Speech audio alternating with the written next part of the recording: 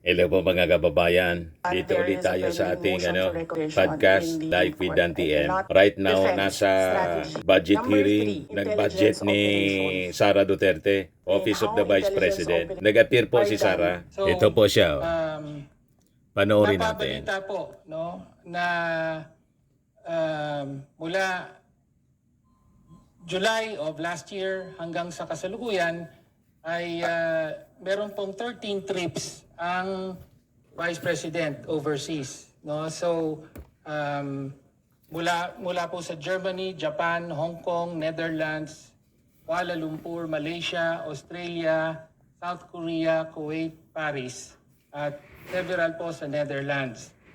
Umaabot po sa at least 60 days po na on leave ang presidente, at marami po pero hindi lahat ay sinasabing personal leave, no? So Vice Presidente, hindi Presidente. Ilan po ang naging personal leave at ilan ang on-official duty, at magkano po ang total na budget na ginastos ng Office of the Vice President para sa mga official leave at personal leave na nangyari. So, Madam Chair, last question, Madam. Yes. Madam Chair, may I ask what date do you want me to start with the destinations? July 2024. Napitsa daw yun. Mr. Chair, from July Parang malapit nang umusok na naman si Sara. Germany, Okay. then January 2025. July 24 will start. Personal trip to Japan. and Mabuti so on. kung umusok uli si Sara, We'll start mga with, kababayan, July 2024. para i-zero So, number budget na one, lang. Under the Civil Service Commission rules, there is no allotted leave for the President and Vice President. We cannot both file a leave.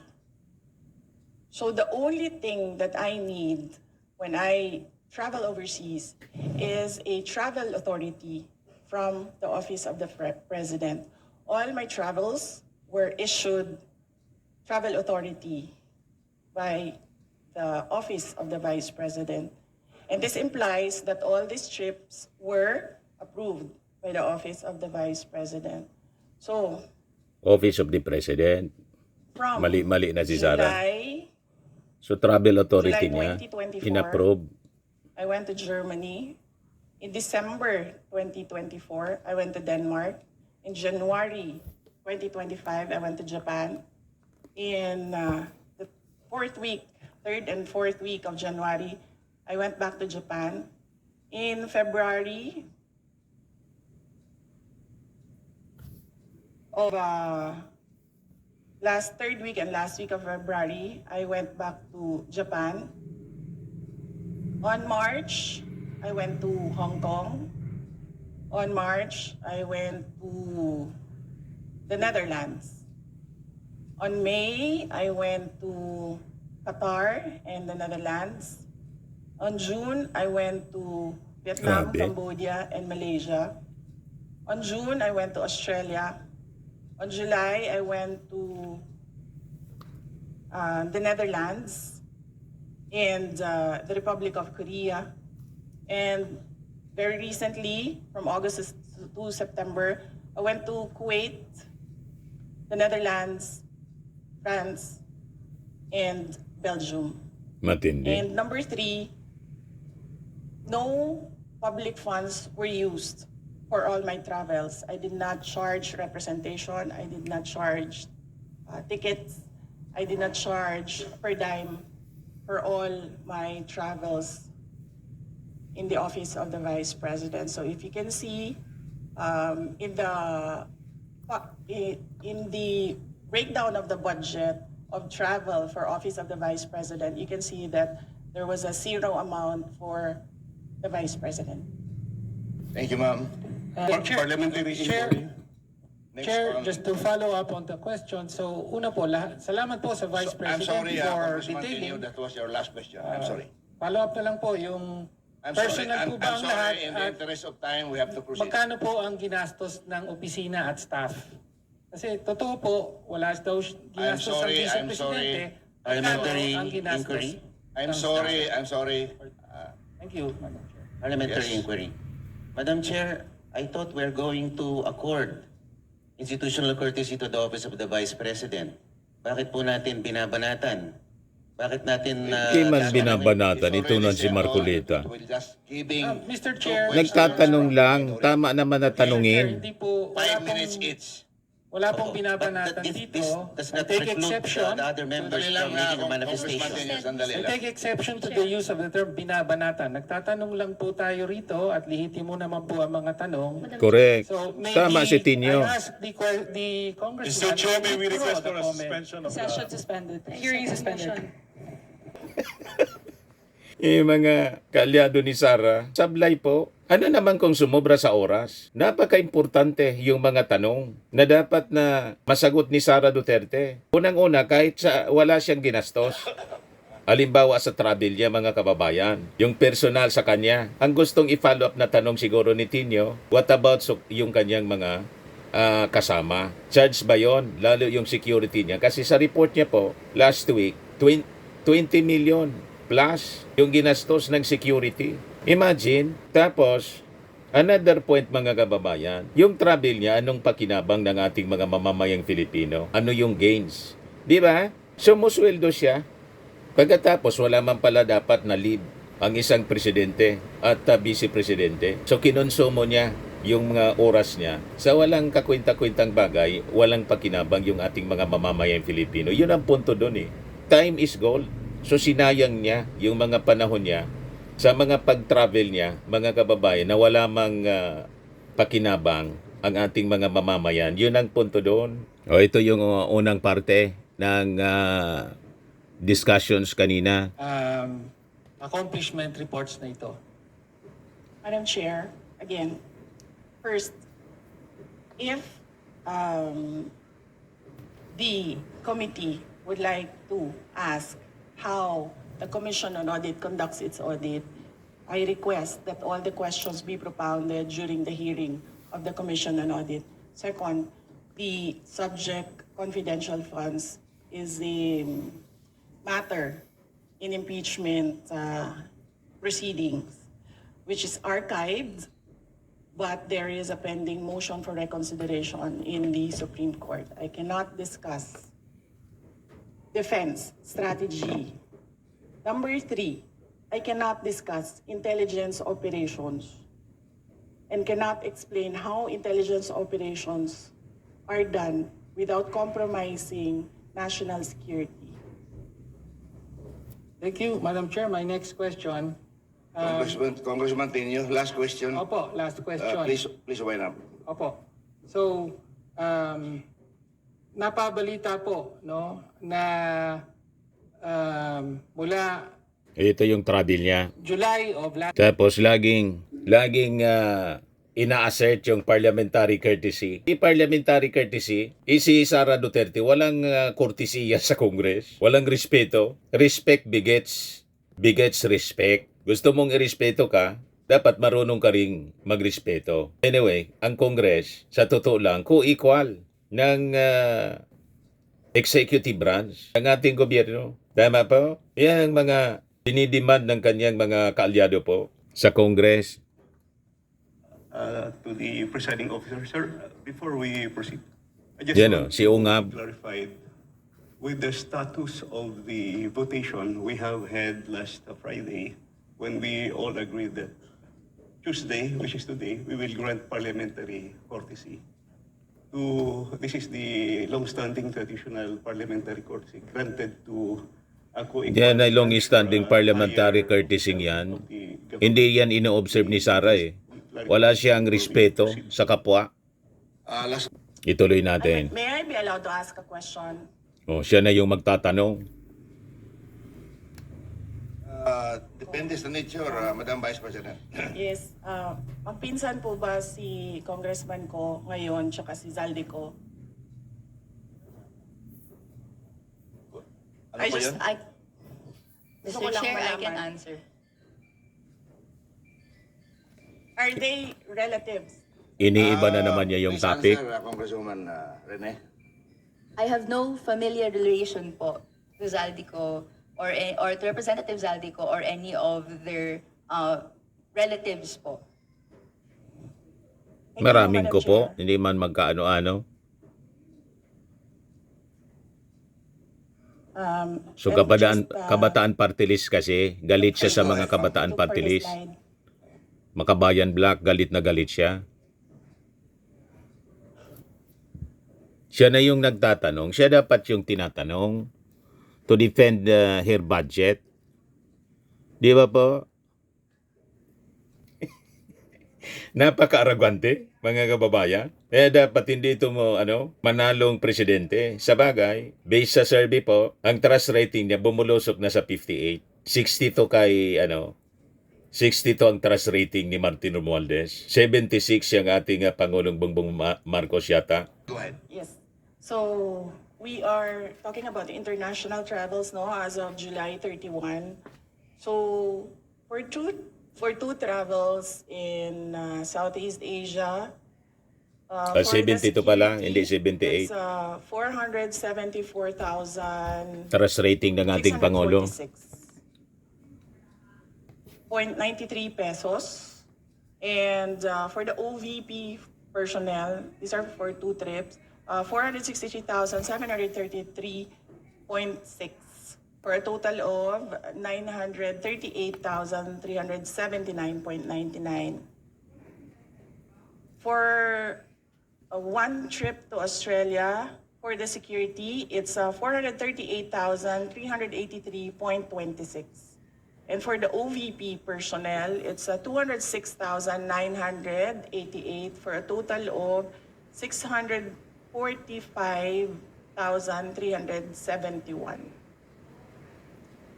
For the Middle East and Europe, three trips, the total is for the security is 2,922,869.98. And then for the OVP personnel, that's 329.47 for a total of 4,748,199.45. Bakit nga ba?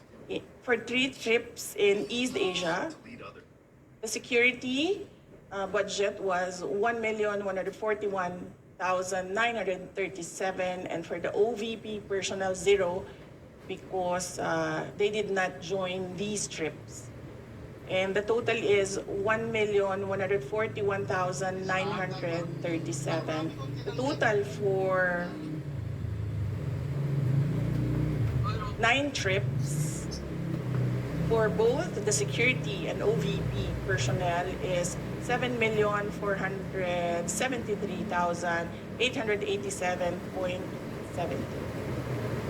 Thank you, Madam Vice President. Congresswoman po.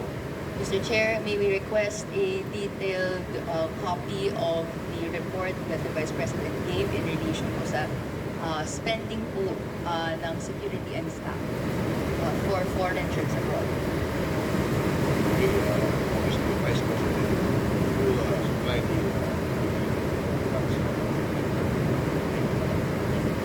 Mr. Chair, I'd like to ask another follow-up question. Ilan po yung staff and security na dala po ng Office of the Vice President in these trips na funded po na of this breakdown ng fund na binigay?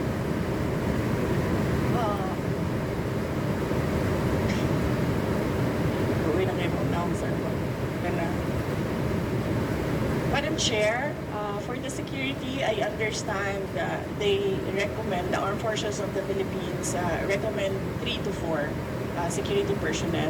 But the Office of the Vice President only approves 2 security personnel. And for the Office of the Vice President personnel, that's 1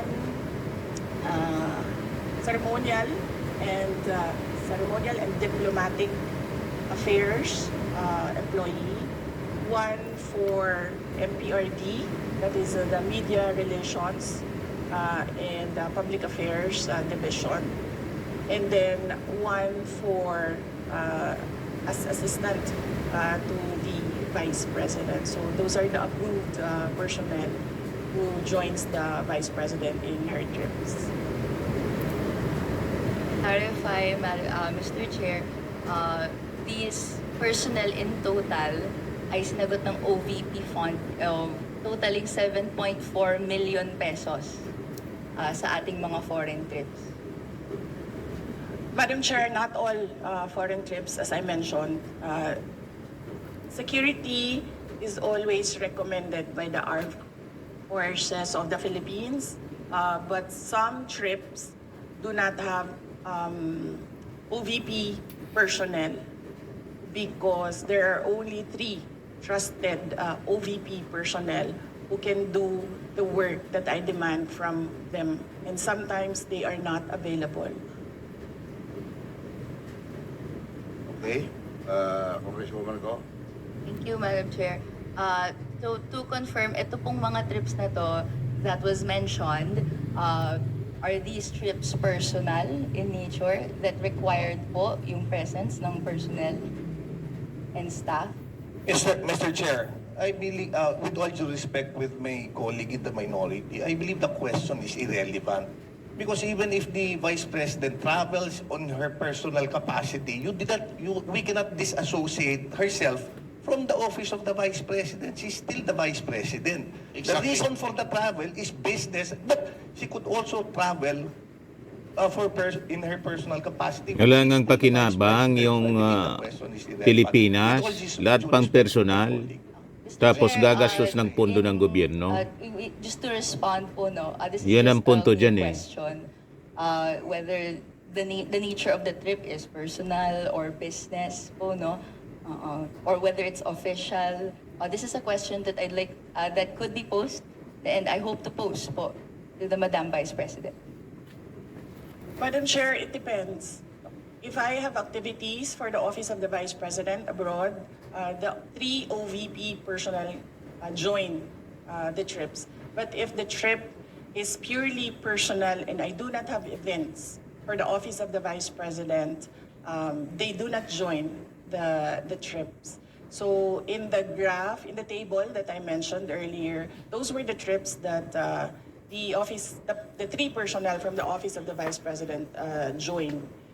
But in the case of security personnel, this is something that is beyond the Office of the Vice President. It is decided by the Armed Forces of the Philippines.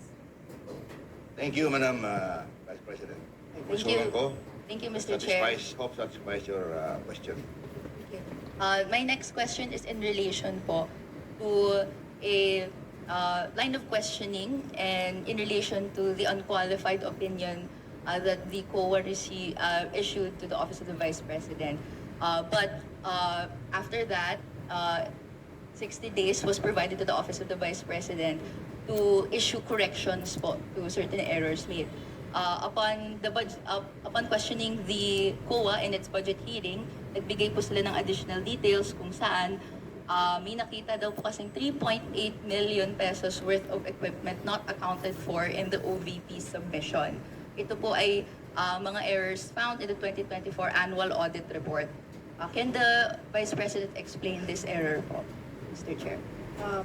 Madam Chair, the Office of the Vice President from 2022, 2023, and 2024 received unmodified opinions from the Commission on Audit. And I would like to take this opportunity to thank all my colleagues in the Office of the Vice President for being faithful to transparency and accountability in our office.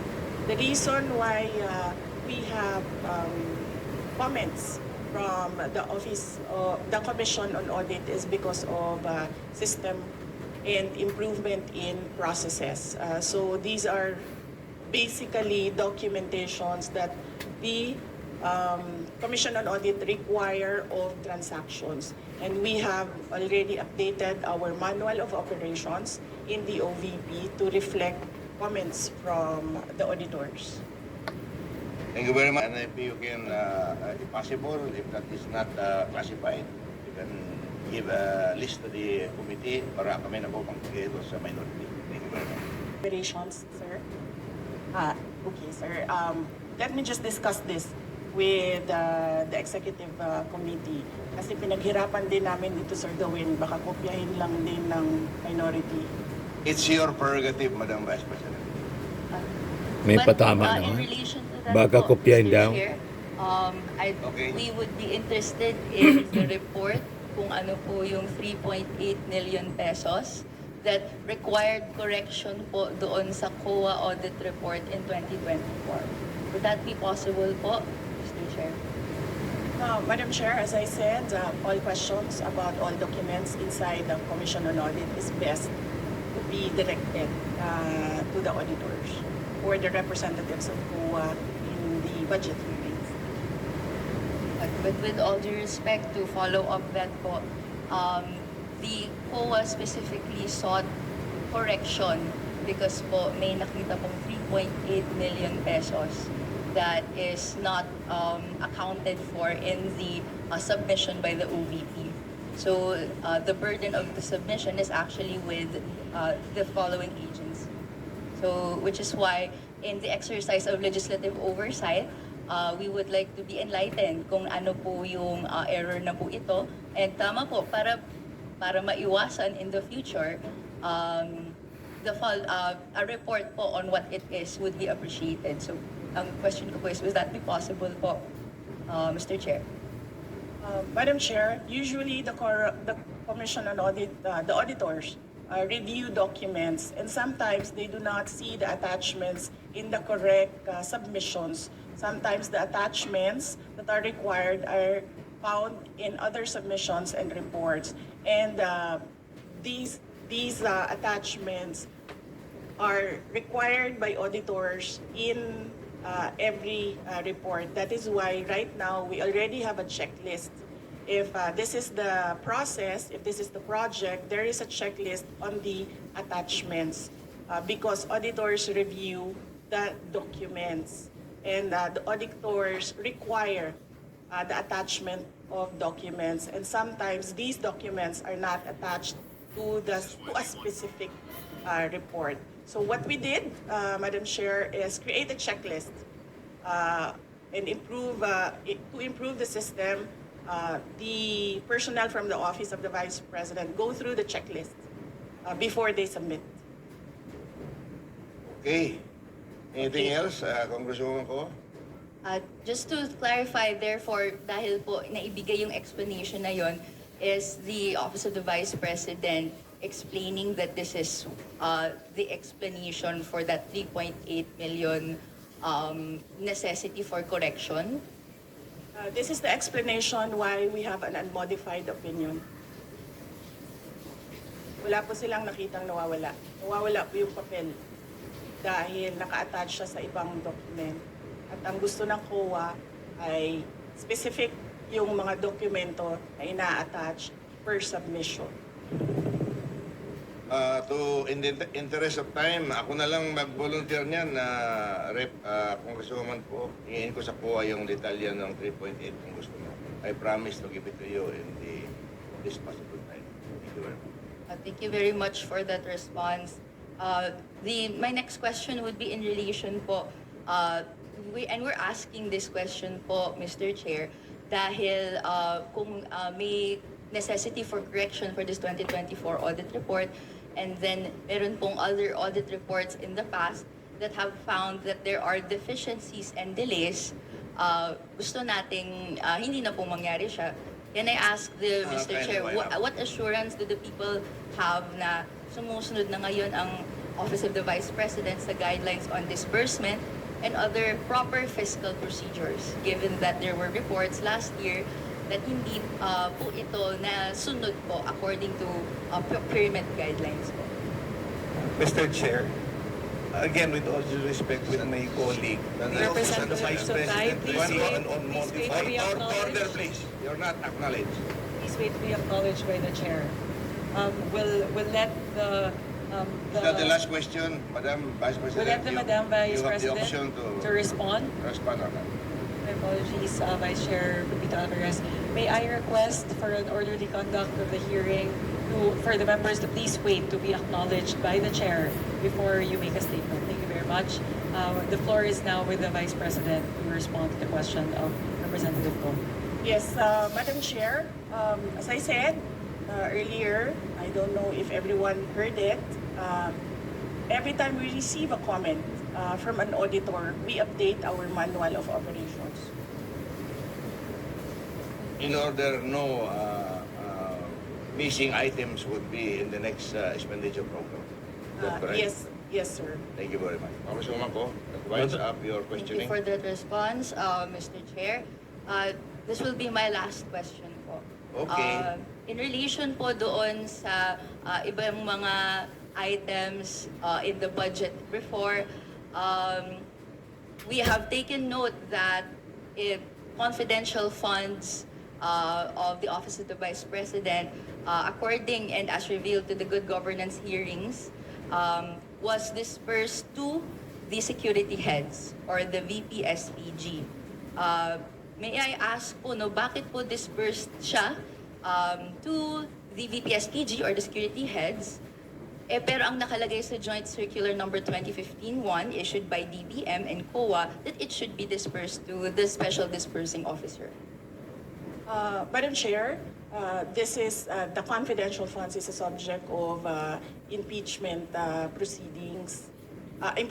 Is a subject of the articles of impeachment from the House of Representatives, and I would not like to discuss the defense strategy, particularly because the prosecutors will come from the House of Representatives. Mr. Chair, my final question. Ito na I'm po sorry. yung last one. I'm Hindi- sorry. hindi na po This siya question. usual. Madam Yes Chair, po, I'm sorry. Mr. Chair. I'm sorry, that's the last question. Madam Chair, may I be recognized? Tinitipid yung pagtatanong. I move that we terminate the budget hearing on the proposed budget. Second. Second the motion. Dapat determinate yung mga congressmen na kalyado ni Sara. Ayaw tanungin ng maayos, pinagtatakpan, complicit mga kababayan sa mga abuses na ginagawa ni Sara. Wala man pong naibalik na matinong kapakinabangan yung mga travel ni Sara Duterte. Di ba po? But anyway, so yan po mga kababayan yung ating short video ngayon. Atid sa inyo nitong napakagandang product from Australia. I am worldwide amazing pure organic barley powdered drink mix from Australia. Maganda po ito sa mga cancer patient. Ito yung iniinom ni cancer survivor Maritoni Fernandez, yung actress po. Sa gustong mag-try nito mga kababayan, mag-message na lang kayo sa aking Facebook Messenger. Lagi nating tatandaan mga kababayan, sa buhay, you become what you believe. Ako po si Dante Maravillas. Bye-bye. God bless.